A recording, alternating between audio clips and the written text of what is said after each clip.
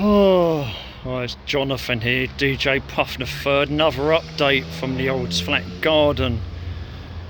We've had quite a lot of rain and the water butt is now 3/4 full around the corner, and I'm waiting for it to get to the top, because when it gets to the top it'll start emptying into the smaller one, and then when that starts to fill up I can start using the water out of the smaller one.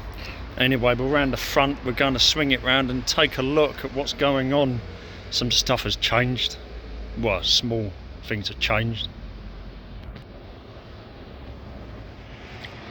Mecatee is out somewhere. First, Clematis Ville de Lyon has flowered. We now have flowers on Clematis Ville de Lyon. They may get slightly bigger. Look at that. This is what I wanted.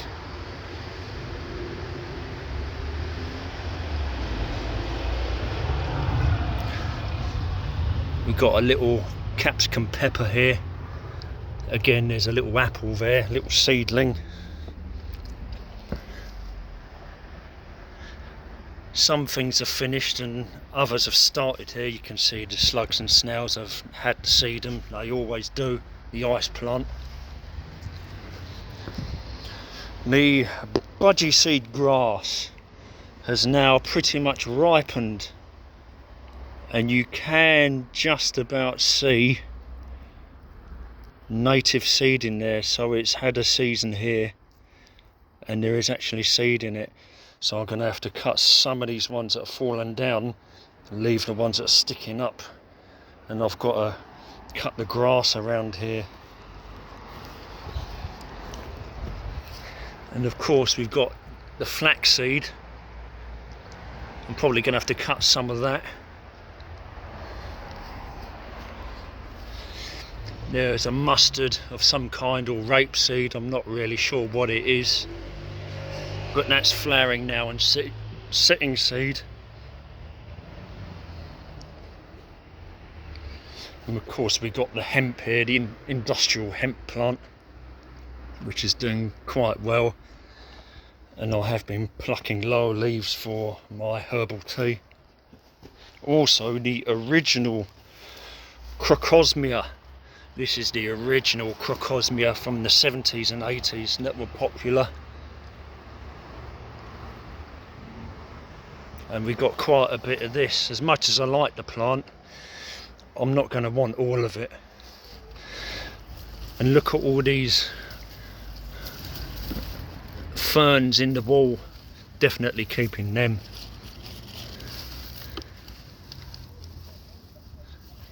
I don't, well, it'd be nice to render the gaps, but, and there's a normal fern here.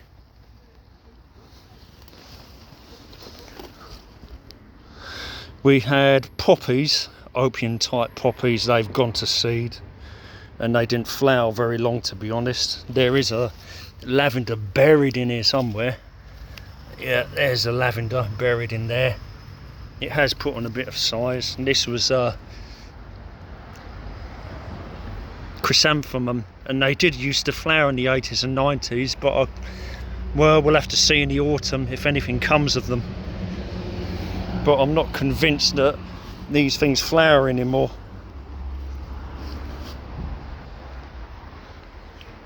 But as I said, I really need to go around with a strimmer, but I need to feel well enough to do it. Here's some more of the vintage Crocosmia.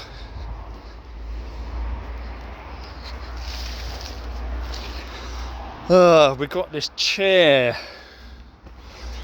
and underneath I've put old recycle bin lids. I sometimes sit on there while Mecatee's out. Look at this lot, all these tomatoes. This has been planted as well, some begonias that went in a bit late. But we've got lots of tomatoes now, lots of tomatoes. But will they actually ripen? That is another story. I've already had to pluck one off because there was something wrong with it. There's lots of tomatoes, getting big. we have the outdoor pepper, plus the one that was started growing upstairs, and then I brought it down because it was just getting too tall for the window. So we got both out now. One was started outside and the other one inside. We'll have to see how they do. Marjoram and oregano. The oregano's got lots of flowers coming on it. But these tomatoes are really getting big. So you can see all the flower buds on these marjoram, oregano, well, the oregano is.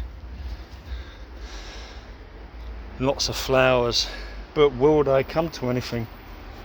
Look at the size of these, massive. But so far there's some little ones in there. We're not going to be short of tomatoes if they ever bother to ripen.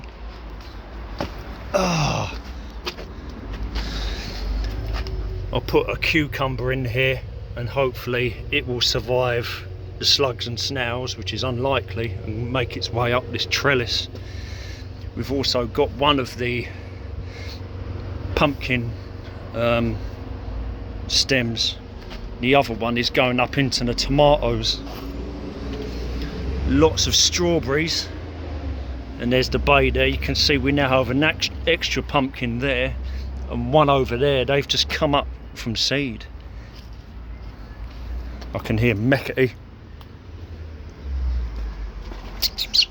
Meccaty! And the strawberries seem to be doing well. They're producing their runners now, if that's what they call them. So it seems to have worked all right. And then look at that, 3/4 of the way up now. That water butt, that's what I want. And then there's another overflow the other side, and hopefully that will run out into the smaller one, and I can use the smaller one for the watering. That's the hornbeam seedlings that I rescued and potted up.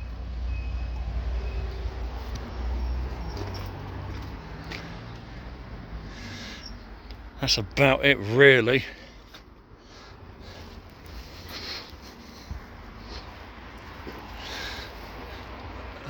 Another lot of tomatoes. There's a really big one there, but it's the variety Big Daddy or something like that.